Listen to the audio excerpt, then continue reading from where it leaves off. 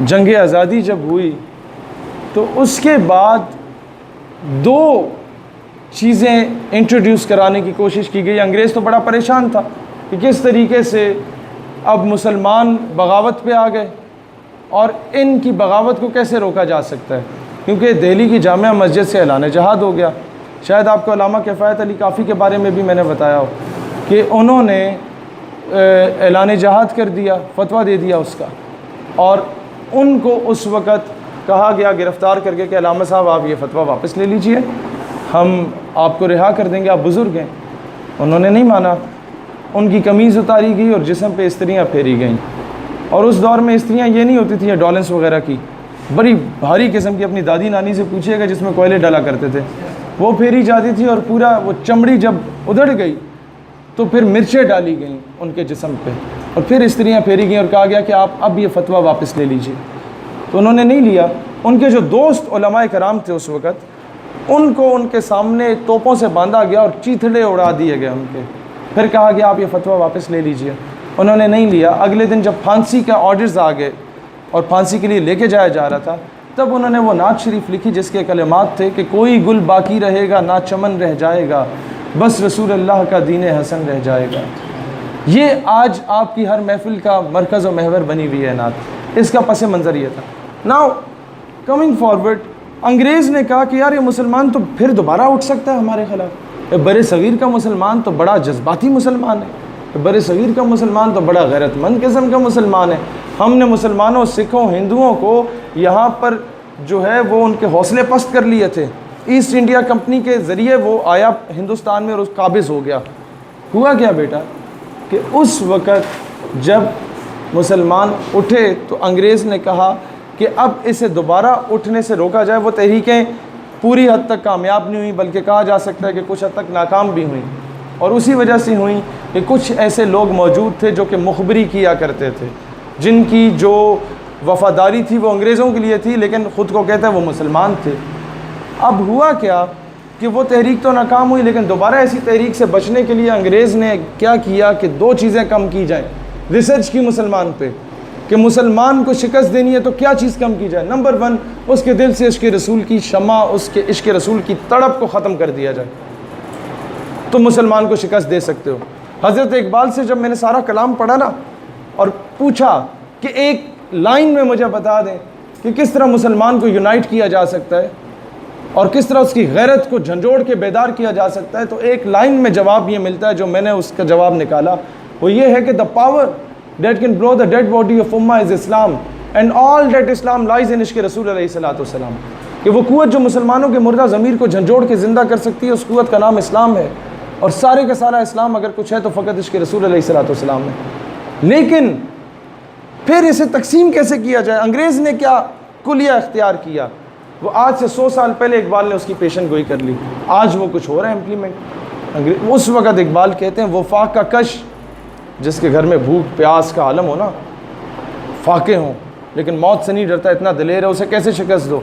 شکست ایسے دو کہ وہ فاقہ کش کے موت سے ڈرتا نہیں ذرا، روح محمد اس کے بدن سے نکال دو، اور فکر عرب کو دے کے فرنگی تخیلات، یہ شیخوں کو، بادشاہوں کو جو مسلمان امت پہ اب مسلط کیے گئے، ان کے نسلوں کو عورت اور شراب کا عادی بنا دو، فرنگیوں کا غلام، انگریزوں کا غلام بنا دو، پھر کیا ہو؟ فکر عرب کو دے کے فرنگی تخیلات، اسلام کو حجاز و یمن سے نکال دو۔ آج یہی کچھ ہو رہا ہے۔ عرب سٹیٹس سے اسلامک نارمز اینڈ ٹریڈیشنز کو ختم کرنے کی بات کی جا رہی ہے، پھر بت پرستی انٹروڈیوس کی جا رہی ہے، پھر یمن میں کیا کچھ ہو رہا ہے وہ آپ بہتر جانتے ہیں کہ ایک ملک رشیا، دوسرا امریکہ، ایک آ کے سنیوں کو مار رہے، دوسرا شیعوں کو مار رہے۔ ہم یہاں خوش ہو رہے ہیں کہ اچھا وہ شیعہ تھا وہ مر گیا، یہ خوش ہو رہے ہیں کہ وہ سنی تھا کہ وہ مر گیا۔ ہوتا کیا ہے؟ ان کے لیے یہ سنی شیعہ از نتھنگ، ان کے لیے کیا ہے کہ یہ مسلمان مارا جا رہا ہے۔ آپ سمجھ رہے ہیں؟ آپ کے خلاف جب کرسچینٹی اٹھی اور آئی صلیبی جنگوں میں، کیا آپ نے پوچھا کہ یہ کیتھولک ہیں یا پروٹیسٹنٹ ہیں یا یہ آرتھوڈاکس ہیں؟ آپ نے تینوں نام بھی میرے خیال ہے پہلی بار سنے ہوں گے۔ کیتھولک، آرتھوڈاکس اور پروٹیسٹنٹ، یہ تین فرقے ہیں، مکاتب فکر ہیں، جس طرح یہاں سنی شیعہ اور اہل حدیث ہے۔ جب آپ کو اس سے غرض نہیں ہے تو بیٹا ان کو بھی آپ کے سنی شیعہ اہل حدیث ہونے سے غرض نہیں ہے، نہ انہیں اس سے غرض ہے کہ آپ یوں ہاتھ باندھتے ہیں، یوں ہاتھ باندھتے ہیں، یوں ہاتھ کرتے ہیں. انہیں غرض یہ ہے کہ وہ آپ کو ماریں گے مسلمان ہونے کی حیثیت سے. تو سب سے پہلے تو عشق رسول کی شمع کو نکال دو، مسلمان ڈسپرس ہو جائے گا، اس کا ایک مرکز و محور نہیں رہے گی وہ ذات، تو مسلمان تقسیم ہو جائے گا، آپس میں لڑے گا. تو انہیں کانکر کرنا آسان ہے. آپ گھر میں 3 ہیں، دشمن آپ کے 2 ہیں، وہ آپ پہ قابو نہیں پا سکتے. وہ کس طرح قابو پائیں گے؟ وہ آپ میں سے کسی کو سندھی بنا دے گا، کسی کو بلوچی بنا دے گا، کسی کو پٹھان بنا دے گا. باری باری پہلے سندھی کو مارے گا، پھر بلوچی، پھر پنجابی، یوں کانکر کر سکتا ہے. لیکن جس دن یہ سارے سندھی، بلوچی، پنجابی، پٹھان، کشمیری ایک پلیٹ فارم پہ ہو گئے تو دشمن نہیں کانکر کر سکتا.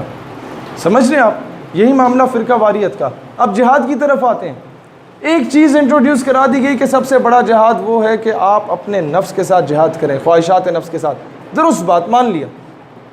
لیکن اس کو کس طریقے سے مینپولیٹ کیا گیا کہ آج دور میں بتایا جاتا ہے، آج کے دور میں، کہ آپ گھر بیٹھ کے نماز روزہ کریں، آپ بہت بڑے جہادی ہیں. جو بارڈر پہ لوگ لڑ رہے ہیں وہ چھوٹے جہادی ہیں. آج تبھی، اور یہ کس طرح انٹروڈیوس کیا گیا؟ 1857 کی جنگ آزادی کے بعد انگریزوں نے کہا کہ کوئی ایسا شخص جس کو تھوڑا بہت دین کا نالج دیا جائے اور وہ کریکٹر لیس ہو، عورت شراب پہ پھسلنے والا ہو، اسے انٹروڈیوس کرا دیا جائے. اس وقت ان کے لیے بہترین شخص جو انہیں ملا وہ تھا مرزا غلام احمد، جس کا تعلق قادیان سے تھا. اس کو کہا گیا کہ تم مسیح موعود ہونے کا دعویٰ کر لو کہ میں حضرت عیسیٰ ہوں جو کہ دوبارہ جنہوں نے آنا تھا، یا تم کہہ دو. کچھ جگہوں پہ جا کے اس نے دعویٰ کر دیا میں تو امام مہدی ہوں جنہوں نے آنا تھا. لوگوں نے انکار کر دیا، کچھ نے کہ نہیں یار تم نہیں ہو سکتے. اس نے کہا میں مسیح موعود ہوں، یہ مان لو. پھر آگے کہتا ہے میں نبی ہوں. آہستہ آہستہ لوگ جب تسلیم کرنے لگے، لوگ بیچاروں کو اتنا علم تو ہوتا نہیں تھا، ناقص علم تھا، وہ ان پہ حاوی ہونے لگ گیا، الٹے سیدھے دلائل دینے لگ گیا. پھر پیسے کا زور تھا کہ باقی علماء کے پاس سوشل میڈیا، یہ الیکٹرانک میڈیا تو ہوتا نہیں تھا کہ وہ اپنا پیغام پہنچائیں. سورس کیا ہوتا تھا پیغام پہنچانے کا؟ کہ لٹریچر بھیجا جاتا تھا. لٹریچر کی پرنٹنگ کے پیسے کہاں سے آ گئے؟ اپنے گھر میں 2 وقت کی روٹی کے پیسے نہیں ہوتے تھے. تب کیا کیا گیا کہ مرزا غلام احمد قادیانی کا لٹریچر چھاپا گیا اور مفت میں تقسیم کیا گیا ہر جگہ پہ. مرزا قادیانی سیٹ کہ میں نے 84 سے 90 کے درمیان اس نے کوئی کتابیں لکھی جو کہ اس کے نام سے شائع ہیں، لیکن کہتے ہیں کہ میں نے صرف جہاد پہ اتنی کتابیں لکھی ہیں کہ 5 الماریاں بھری جا سکتی ہیں. اور وہ کتابیں کس طرح شائع ہوئیں؟ وہ مساجد میں گئیں قادری نقشبندی کے نام سے، نام چینج کر کے، اور وہ کتابیں گئیں امام بارگاہوں میں، وہاں کے لوکل امام بارگاہوں میں نقوی اور جعفری کے نام سے. اب ایک لوکل آدمی جو وہاں پر جاتا ہے مسجد اور امام بارگاہ میں، اس بیچارے کو تو نہیں پتہ کہ یہ کون ہستیاں گزری ہیں جن کے نام پہ یہ ہیں. نام چینج کر کے مواد اس کا تھا، اور اس میں لکھا گیا تھا کہ دور حاضر میں جہاد جائز نہیں ہے. اس طریقے سے وہ جہاد کی تڑپ کو نکالا گیا. آپ کوئی لوکل مولوی آ کے بولے یار جہاد فرض ہے انگریزوں کے خلاف، انہوں نے ظلم کیا ہم پہ، تو وہ کہیں یار چھوڑو کتابوں میں یہ لکھا ہوا ہے. سمجھ رہے ہیں آپ اس چیز کو؟ اس طریقے سے یہ مینوپولیٹ کر کے آج قادیانیوں نے قرآن مجید کا بھی اپنا ترجمہ کیا ہوا ہے. گوگل پلے اسٹور پہ سب سے اوپر ان کا ترجمہ ہے، اسپانسر کیا ہوا ہے، اس پہ خرچہ کیا ہوا ہے، اس میں اپنی مرضی کے ترجمے انہوں نے رکھے ہوئے ہیں. اس طریقے سے خرافات کو انٹروڈیوس کیا گیا. آج جب آپ یا ہم یہ بات کرتے ہیں نا کہ ڈاکٹر عافیہ صدیقی قوم کی بیٹی ہے، وہ کسی ایک گھر کی نہیں ہے، وہ پوری قوم کی بیٹی ہے. وہ اگر امریکہ کے پاس ہے 16 سال سے اس کے ساتھ زیادتی ہو رہی ہے، اس پہ ظلم ہو رہا ہے، تو اس کو واپس لاؤ. تو لوگ آ کے کیا کہیں گے؟ وہ کہیں گے وہ یار پہلے 5 وقت کا نمازی بن جا، پہلے تہجد گزار بن جا، پھر داڑھی رکھ لے، پھر جا کے عافیہ صدیقی کی بات کرنی. پہلے خود کو تو ٹھیک کر، خواہشات نفس کے خلاف تو جہاد کر. سمجھ آ رہی ہے اس چیز کو؟ بندہ پوچھے کہ کوئی تمہاری بہن کو اٹھا کے لے جائے تو پہلے تم تہجد پڑھنا شروع کر دو گے پورے 6 مہینے، پھر انتظار کر کے داڑھی رکھو گے، پھر بہن کو لاؤ گے. یہ اس طریقے سے مسلمانوں کو ان کی توجہ کو ہٹایا جا رہا ہے اور پھر مسلمانوں کو بزدل بنایا جا رہا ہے ان کے تعلیمی نصاب کو مینیپولیٹ کر کے. آپ کو IMF ورلڈ بینک تعلیم کے نام پہ اگر فنڈ دیتا ہے یا USA دیتی ہے یا ویسے فنڈ دیتا ہے، وہ آپ کی پھوپھی کا بچہ ہے. میں آپ کو فار ایگزامپل میں آپ کو دیتا ہوں قرضہ کہ اپنے بچوں کو پڑھاؤ، کیا آپ اپنے بچوں کو میرے خلاف پڑھائیں گے؟ تو پھر میں آپ کو قرضہ دوں گا؟ میں تو کہوں گا ایسی چیزیں پڑھاؤ کہ جو مرضی پڑھاؤ، بس میرے خلاف کچھ نہ ہو، یعنی کہ سچ نہ بتاؤ کہ میں کتنا جابر و ظالم آدمی ہوں۔ سمجھ رہے ہیں آپ اس چیز کو؟ آج جب آپ کو یہ لون ملتا ہے نا، تو پھر تعلیمی نصاب سے غازی علم الدین کا ٹاپک ختم کر دیا جاتا ہے۔ پھر تعلیمی نصاب میں سنڈریلا پڑھائی جاتی ہے کہ وہ بچوں کو یہ پڑھایا جاتا ہے قوم کی بیٹی کو کہ سنڈریلا ماں باپ سے چھپ کے جو ہے وہ بھاگ گئی شہزادے کے ساتھ، اب بتا دو قوم کی بیٹی نے کیا بننا ہے، کیا بنانا چاہ رہے ہو اسے؟ قندیل بلوچ کو آئیڈیلائز کرنے کے لیے پورا ایک باغی کے نام سے ڈرامہ تو آپ لوگوں نے بنا لیا، قوم کی بیٹی کو کیا بنانا چاہتے ہیں؟ ظاہر ہے لوگ، آپ بہتر جانتے ہیں پچھلے دور میں یہی ہوتا تھا کہ ایک نیوز کاسٹر آیا کرتی تھی ٹی وی پہ، اور وہ جس طرح کا میک اپ کرتی تھی پوری قوم وہی میک اپ کرنا شروع ہو جاتی تھی۔ وہ دوپٹہ لینے لگی، پوری قوم دوپٹہ لینے لگی، کیونکہ پورے قوم ایک ہی عورت کو پی ٹی وی پہ دیکھا کرتی تھی۔ آپ سمجھ رہے ہیں کہ سورس آف انسپائریشن وہ ہوتی تھی، اب سورس آف انسپائریشن کیا بنایا جا رہا ہے؟ بجائے اس کے کہ آپ قوم کو رابعہ بصری پڑھائیں، حضرت رابعہ بصری، حضرت فاطمہ بنت عبداللہ پڑھائیں، بجائے اس قوم کو آپ حضرت ام عمارہ کے بارے میں پڑھائیں رضی اللہ تعالیٰ عنہ۔ آپ کیا چیز دکھایا جا رہا ہے؟ یہ کب ہوتا ہے؟ جب تعلیمی نصاب میں یہ چیزیں ہوتی ہیں۔ پھر کیا ہوتا ہے کہ آپ کے تعلیمی نصاب سے یہ اصل اسلام کی روح کو نکال دیا جاتا ہے۔ پھر آپ کو اقبال کیا پڑھایا جاتا ہے؟ اقبال آپ کو پڑھایا جاتا ہے کہ جی ایک پہاڑ اور گلیری، ایک مکڑا اور مکھی، اور لبے آتی ہے دعا بن کے تمنا میری۔ اقبال کی غیرت کا ایلیمنٹ نہیں پڑھایا گیا، اقبال کی خودی کا ایلیمنٹ نہیں پڑھایا گیا، اقبال سے بدزن کر دیا گیا قوم کو۔ لوگ کہتے ہیں بس اقبال یہی تھا ایک پہاڑ اور گلیری والا، شاعر مشرق کہاں سے بنا؟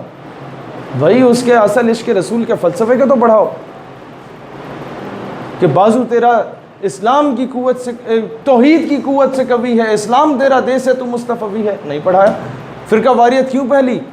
اقبال کا وہ فلسفہ پڑھایا نہیں کہ یوں تو سید بھی ہو، مرزا بھی ہو، افغان بھی ہو، تم سبھی کچھ ہو، بتلاؤ تو مسلمان بھی ہو۔ مسلمان کیوں تقسیم ہے؟ مسلمان کیوں کہتے ہیں کہ جناب بس ہم لوگ پاکستان کی حد تک ٹھیک ہو جائیں، فلسطین کے مسلمانوں کے ساتھ کیا ہو رہا ہے ہمیں اس سے غرض نہیں ہے؟ کیوں؟ کیونکہ اقبال کی وہ چیز نہیں پڑھائی گئی کہ بتاؤ نے رنگ و خون کو توڑ کر ملت میں گم ہو جا، نہ تو رانی رہے باقی، نہ ایرانی ہے نہ افغانی۔ نہ یہ بتایا گیا اوورال کہ اقبال کا اصل فلسفہ یہ تھا کہ بیونڈ دا باؤنڈریز مسلمانوں کو یکجا کیا جائے، ایک ہوں مسلم حرم کی پاسبانی کے لیے، نیل کے ساحل سے لے کے تا خاک قاشقر تک۔ یہ چیزیں جب اس کو صرف شعر کی حد تک رکھ دیا جائے گا، ٹیچر آ کے اس کو ایکسپلین نہیں کرے گا، قوم کو آ کے وہ غیرت بیدار نہیں کرے گا، تو بچہ بھی کہے گا کہ 16 سال تعلیم حاصل کروں گا پھر باہر جا کے نوکر بن جاؤں گا۔ بچہ کبھی یہ نہیں کہے گا کہ میں تعلیم حاصل کروں گا اور اپنے ملک کا دفاع کروں گا۔ آج آپ کے رشتہ دار یا ہمارے رشتہ دار جو دوسرے ملکوں میں کام کرتے ہیں، ان کو کیوں حقارت کی نگاہ سے دیکھا جاتا ہے؟ ان کو کیوں کہا جاتا ہے کہ جی تم سارے بھکاری ہو؟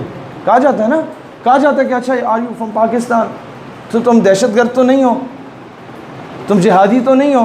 تو وہ کہتا نہیں جی I am a very peaceful person, ہم جہادی تو نہیں ہیں۔ تو کیا مطلب آپ کیا درس دے رہے ہیں قوم کو کہ جہادی کیا دہشت گرد ہوتے ہیں؟ انہیں بتاؤ نا، میرے نبی جہادی تھے، صدیق اکبر جہادی تھے، عمر فاروق جہادی تھے، عثمان غنی جہادی تھے، حیدر کرار جہادی تھے، امام حسین جہادی تھے، ٹیپو سلطان، صلاح الدین ایوبی، محمود غزنوی، نور الدین زنگی، طارق بن زیاد، سب جہادی تھے۔ ہماری پوری تاریخ جہاد سے رقم ہے، ہم جہادی نبی کے جہادی امتی، we should be proud of it. Logically defend نہیں کر پا رہے، لاجیکلی یہ نہیں بتا رہے کہ ہم نے جب بھی جہاد کیا تو وہ امن کے قیام کے لیے کیا، ہم نے جب بھی جہاد کیا تو باطل کی قوت کو نہیں دیکھا۔ یوسف بن تاشفین جب نکل رہے تھے نا تو انہوں نے خط لکھا اس جابر حکمران کو جو مسلمانوں پہ ظلم کرتا تھا، وہ کہتے ہیں کہ مجھے نہیں پتا، یہ اللہ کا کام ہے، اس کی مرضی ہے کہ میری مدد و نصرت کے لیے فرشتے بھیجے نہ بھیجے، لیکن مجھ پہ لازم ہے کہ اپنے مسلمان بھائی کے حقوق کے لیے مجھے اب اپنے گھوڑوں کو میدان میں لانا پڑے گا۔ طارق بن زیاد جب نکلے ہسپانیہ اسپین کے لیے جہاد کے لیے، تو طارق بن زیاد نے جب لشکر دیکھا، دشمن کا لشکر تو 8 سے 10 گنا زیادہ تھا مسلمانوں سے، انہوں نے پوچھ لیا، اور پھر انہیں خواب میں رسول اللہ صلی اللہ علیہ وسلم کی بشارت بھی ہوئی۔ فتح کی نوید سنائی گئی اور پھر پوچھا گیا کہ جناب اب بتاؤ تم لوگ، ہم کشتیوں سے آئے تھے، واپسی کا رستہ بھی کشتیوں کا ہے، واپس جانا ہے یا آگے کی طرف موو کرنا ہے؟ تو جواب یہی ملا کہ کشتیاں جلا دی جائیں، کہ یا ہم غازی بنیں گے یا شہید ہوں گے، یا فتح یا شہادت۔ عمر مختار اس نے جہاد کیا اس کے خلاف، اٹلی کے جو قابض فوجیں تھیں، عمر مختار کو شہید کر دیا گیا، پھانسی دی گئی سر عام سب کے سامنے، لیکن اس کی پھانسی کے 10 سال کے بعد اس کا ملک لیبیا آزاد ہو گیا۔ آج بھی لیبیا کے نوٹ پہ عمر مختار کی تصویر ہے جو کہتا ہے we don't surrender we win, either we win اور وی ڈائی۔ یہ ہے اسلام کا کانسیپٹ۔ آج ہم ان کے آگے جا کے چرنوں میں بیٹھ کے بتا رہے ہیں کہ جناب ہم تو بڑے پرامن ہیں جس طرح کہ آپ پرامن ہیں، ان کو کنونس کرنے کی کوشش کر رہے ہیں جنہوں نے خود، جو آج کون ہیومن رائٹ چیمپئن ہے اور کیوں ہے بچہ؟ اب میں آپ کو اس بات کا بتاتا ہوں، کیونکہ ہم نے اپنے اسلام کے اس ایلیمنٹ کو صحیح طریقے سے ڈیفینڈ نہیں کیا کہ ہم نے جب بھی جہاد کیا ظلم کے خلاف کیا۔ ہم نے افغانستان میں جہاد کیا تو ڈائریکٹ چڑھائی نہیں کی، وہ آئے رشین آرمی، ہم نے اس کے خلاف کیا۔ پھر افغانی اگر کھڑے ہوئے تو امریکی فوج آئی تو اس کے خلاف کھڑے ہوئے۔ بھائی کوئی میرے گھر میں گھسے گا، تباہی مچائے گا، عورت کی عزت کو پامال کرے گا تو میرا حق نہیں ہے کہ میں وہ اس کے ہتھیار کے مقابلے میں کوئی تھوڑا سا پٹاخہ میں بھی اٹھا لوں، کہ ہے اختیار؟ Definitely I have the right of my self defence. تو یہ چیزیں، پھر یہ چیز آپ نہیں بتائیں گے تو پھر ہیومن رائٹس کے چیمپئن کون بنیں گے؟ ہیومن رائٹس کے چیمپئن وہ لوگ بنیں گے جنہوں نے عراق میں 12,000 بم گرائے، وہ آگے افغانستان میں مدر آف آل بمز گرایا، باجوڑ کے 150 بچوں کو وہ ڈرون اٹیک میں شہید کر دیا، وہ ہیومن رائٹس کے چیمپئن بنے ہوئے آج۔ پھر ہیومن رائٹس کے چیمپئن کون بنے گا؟ جس نے اسرائیل کو فلسطین پر قابض کروا کے جناب آپ کے فلسطینی کے حقوق لے لیے، بیت المقدس اور مسجد الاقصی پہ قبضہ کر لیا، وہ آج ہیومن رائٹس کے چیمپئن بنے ہوئے۔ آج کالے گورے کا فرق مٹانے کے لیے نیلسن منڈیلا کا بتایا جا رہا ہے، no doubt Nelson Mandela was a wonderful person, لیکن یہ بھی بتایا جائے کہ آج سے 1450 سال پہلے جب مکہ فتح کیا گیا تھا تو تمام حسین و جمیل اور امیر کبیر صحابہ کرام کی موجودگی میں حضور اکرم نے سیدنا بلال حبشی کو کہا کہ بلال اٹھو اور جا کے کعبے کی چھت پہ اذان دو۔ کیا وہاں سے امیر اور غریب اور کالے گورے کا فرق ختم نہیں ہوا تھا؟ یہ کیوں کریڈٹ مغرب لے رہا ہے؟ کیونکہ ہم نے آج تک اپنی تاریخ خود نہیں پڑھی، ہم نے آج تک اپنی تاریخ کے بارے میں خود نہیں بتایا، تو ظاہر ہے پھر آپ کے لیے رول ماڈل بھی شیکسپیئر ہوں گے۔ آج بتا دیا گیا کہ جناب جو اسلام کا درس دے اسے دہشت گرد کہہ دو، مولوی دیتا ہے مولوی کو رگڑا لگا دو۔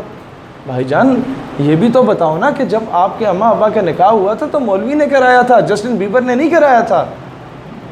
اماں ابا فوت ہوں گے یا دادا دادی فوت ہوئے تو جنازہ بھی اسی بیچارے مولوی نے پڑھایا ہے، مائیکل جیکسن نے آ کے نہیں پڑھایا۔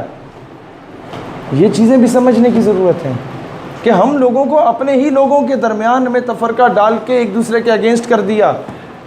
آج اس کا سلوشن کیا ہے؟ سلوشن یہ ہے کہ ایک مسجد یا مدرسے سے بندہ نکل کے تکبیر رسالت اور حیدری کی صدا بلند کرتا ہے نا، اور مغرب کو شٹ اپ کال دیتا ہے، شاید اسے اتنی تکلیف نہ ہو، وہ کہیں یار مولوی ہے نا تو کم ہی ہے یہ، لیکن بچہ خوشی ہمیں تب ہوگی اور مغرب کو اصل تکلیف تب ہوگی جب کالج اور یونیورسٹی کے بچے جنہیں یا برگر بچے اور ممی ڈیڈی بچہ کہا جاتا ہے نا، جب یہ پینٹ کوٹ اور ٹائی پہن کے نکلیں گے اور بات پھر وہی کریں گے جو طیب اردگان کر رہے ہیں، بات پھر وہی کریں گے جو کہ قائد اعظم اور علامہ اقبال کرتے تھے امت کی، تو مغرب کو اصل تکلیف تب ہوگی کہ ہم نے تو انہیں پٹری سے اتارنے کے لیے اربوں ڈالر کی انویسٹمنٹ کی، یہ پھر آگے اسلام کی طرف۔ طیب اردگان نے کیا ماڈل اپنایا؟ ترکی میں آپ کو پتہ ہے کسی دور میں عبائے پہ دوپٹے پہ پابندی لگ گئی تھی، جب خلافت کو 100 سال کے لیے ختم کیا گیا تو پابندی لگا دی گئی، اذان ترکش لینگویج میں ہوتی تھی، کتنے بچوں کو پتہ ہے؟ ایک بچے کو، عربی میں نہیں تھی، ختم کروا دی گئی، اور یہاں تک کر دیا گیا کہ تحقیر کا تذلیل کا نشان بنانے کے لیے مسجد کے ساتھ شراب خانے کھول دیے گئے۔ تو یہ بردگان ہے، اس نے یہ نہیں کہا کہ فوراً سارے عورتوں کے لازم کر دو کہ وہ دوپٹہ کر لیں، کیونکہ اس ایرا میں پھر بغاوت جاگ سکتی تھی۔ اس نے سب سے آسان طریقہ کیا، کہتا ہے اس نے اپنی بیگم کو عبایا پہنایا، ہر پبلک گیدرنگ میں جہاں خطاب کرتا تھا بیگم کو ساتھ لے کے جاتا تھا. قوم کی بیٹی جو بغیر دوپٹے کی وہاں ہوتی تھی نا, وہ جب دیکھتی تھی کہ سب سے امیر کبیر عورت, محل میں رہنے والی عورت, بادشاہ کی بیگم جو دوپٹہ کر رہی ہے اور اتنی خوبصورت لگ رہی ہے, سوبر لگ رہی ہے, اچھی پرسنالٹی لگ رہی ہے اور ڈیسنٹ لگ رہی ہے, تو مجھے بھی لے لینا چاہیے. یوں نظام میں بہتری آتی ہے, یوں سسٹمیٹک طریقے سے آپ لوگ سسٹم کو چینج کر سکتے ہیں. 2 طریقے ہیں سسٹم کو چینج کرنے کے. ایک طریقہ ہے جو یہ قوم نہیں کر سکتی, جو دوسرا انقلاب ہے, کیونکہ ابھی تک ہمارے ضمیر قیمے والے نان پہ بک جاتے ہیں, ابھی تک ہمارے ضمیر بریانی کی پلیٹ پہ بک جاتے ہیں. دوسرا کیا طریقہ ہے سسٹم کو چینج کرنے کا, کہ آپ جیسے لوگ جن کی اس طرح کی تربیت ہو رہی ہے نظریاتی سطح پہ, انہیں سسٹم میں گھسایا جائے. If you want to change the system, get into it, reach to the top, and then you could be able to change the entire system. اس لیے میں کہتا ہوں کہ ہمارے ان اسٹوڈنٹس کو انجینئر ڈاکٹر لازمی بناؤ, لیکن انہیں CSS کے امتحانات بھی دلاؤ, کہ اگر آپ میں سے ایک بھی نظریاتی شخص اسسٹنٹ کمشنر یا ڈپٹی کمشنر ہوگا تو پورے ضلع سے چور بازاری ختم ہو سکتی ہے, کیونکہ اس کا پرائم فوکس پیسے کمانا نہیں ہوگا, اس کا پرائم فوکس ہوگا کہ میں اپنے ملک کو مستحکم کروں گا. اب آپ سمجھیں اس چیز کو, سسٹم کو بہتر کرنے کے لیے سسٹم میں جانا ہوگا. اور آج جس طریقے سے ہمارے, واپس اس ٹاپک کی طرف آتا ہوں, کہ جہاد کو دہشت گردی سے ریلیٹ کیا جا رہا ہے, وہ کیوں کیا جا رہا ہے؟ کیونکہ آپ لوگ ایکسیپٹ کرنا شروع ہو گیا معذرت کے ساتھ. آپ لوگوں کا رویہ معذرت خواہانہ رویہ ہے. جب تک آپ لوگ دبنگ طریقے سے اپنے مذہب کا, اپنے وطن کا دفاع نہیں کر پاؤ گے, تب تک یہی ہوگا, پستے رہو گے. Might is right. اس کا مطلب یہ نہیں ہے کہ کوئی آپ کے وطن کے بارے میں اگر کوئی الٹا سوال کرتے تو جا کے اس کی شکل بناؤ. اس کا حل کیا ہے؟ حل یہ کہ اپنے آپ کو نالج بیس اتنا اسٹرانگ کرو, اتنا انہینس کرو نالج, کہ ایٹ لیسٹ کوئی اس طرح کی بات کرے تو آپ لاجیکلی اسے شٹ اپ کال دے سکو. Got my point beta?